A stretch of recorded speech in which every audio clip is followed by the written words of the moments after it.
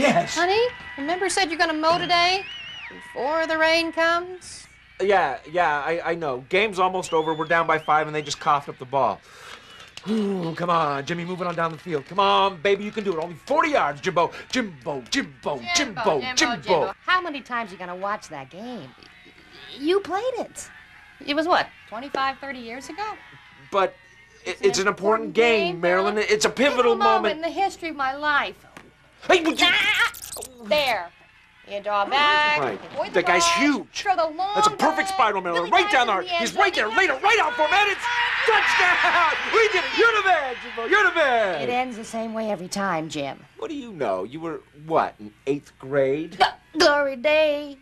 Oh, a little by my glory days. You have no appreciation of history, Marilyn. It's football, Jim. Give me a break. You are so cool. I am tired of you making fun of that game.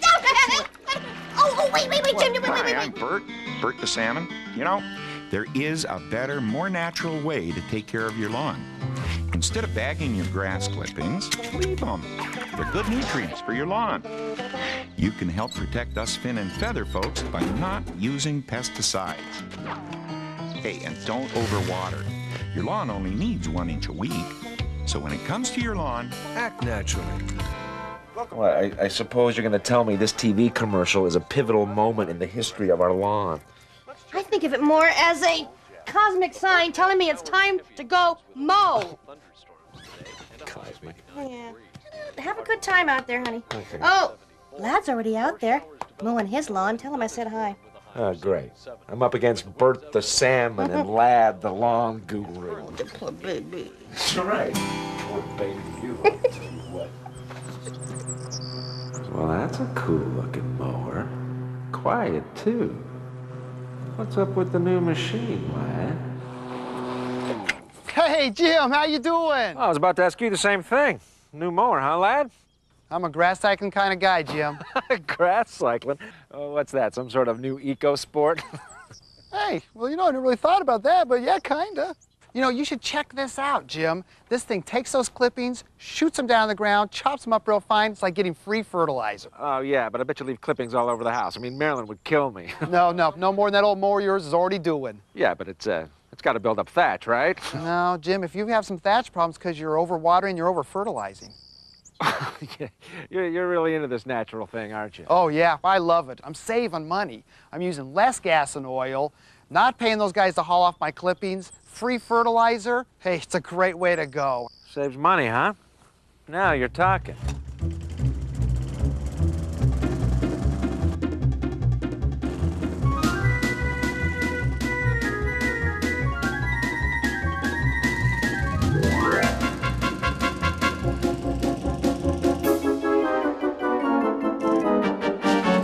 poor Jim. Look at him, mowing and dumping, mowing and dumping, mowing and dumping.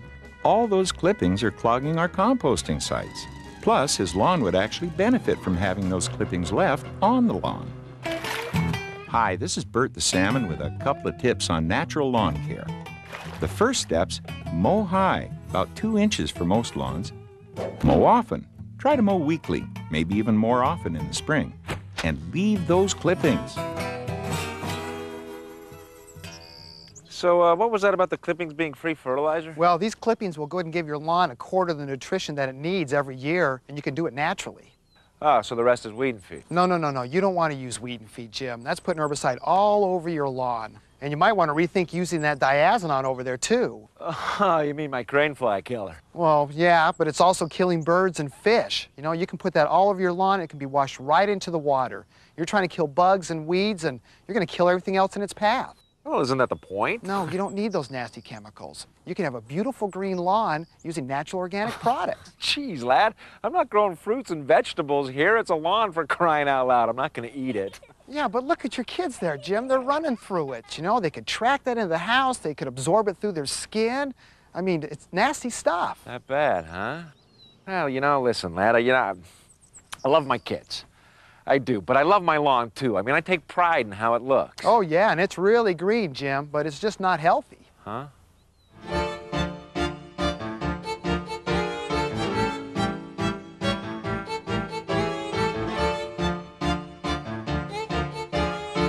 Yikes! Look at Jim now. All that weed and bug killer makes me sick. With natural organic or slow-release fertilizers, you only need to fertilize twice a year, usually in May and September. And they're much less harmful to my finned and feathered friends, not to mention your kids and pets. As for those pesky weeds, either pop them out by hand or spot spray them.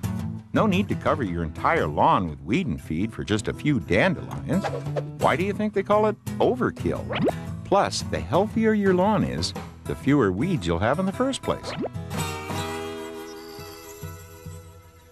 Yeah, but look at my lawn, lad. I mean, that beautiful deep green color. You know, Jim, you're seeing beautiful green color, and I'm seeing artificial. How so? Well, if you got that deep green color going, that means that you're over-fertilizing. And if you're over-fertilizing, that means you're going to see drought stress, you're going to see disease problems, thatch buildup, plus not to mention the harm that's going to do to the fish and water. Well, so then what are you saying? Less fertilizer and more water? No, not exactly, because if you overwater, you're going to have some disease problems, too.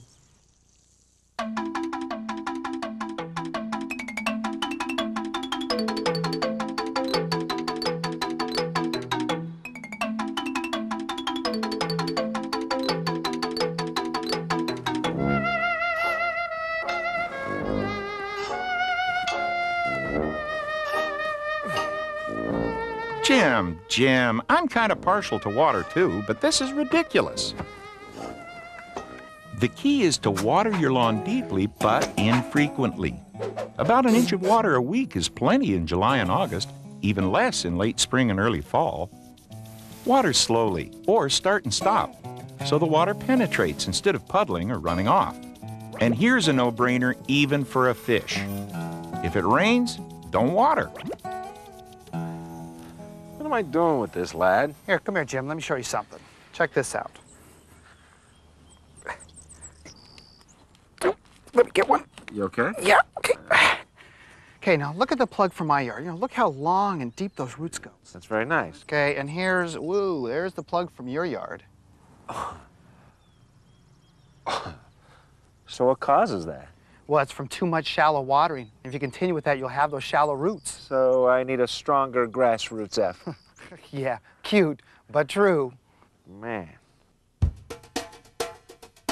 A good way to improve root development is to aerate your lawn in the spring or fall, especially if your soil is compacted. You can also overseed thin spots, but you'll probably want to aerate or dethatch your lawn first. You might also want to consider lawn alternatives for slopes and shady areas or near streams and lakes. You can read all about these tips in detail in this natural lawn care brochure. To get a free copy, call toll-free 1-888-860-LAWN. Well, neighbor, I'll give it some serious thought. Good. Just remember to be a little patient, because it's going to take a little bit of time to see some results. Right, right.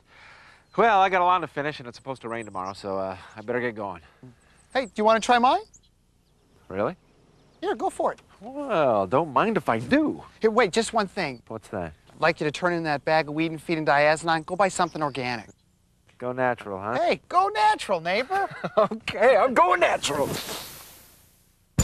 When it comes to your lawn, please act naturally. Thank you.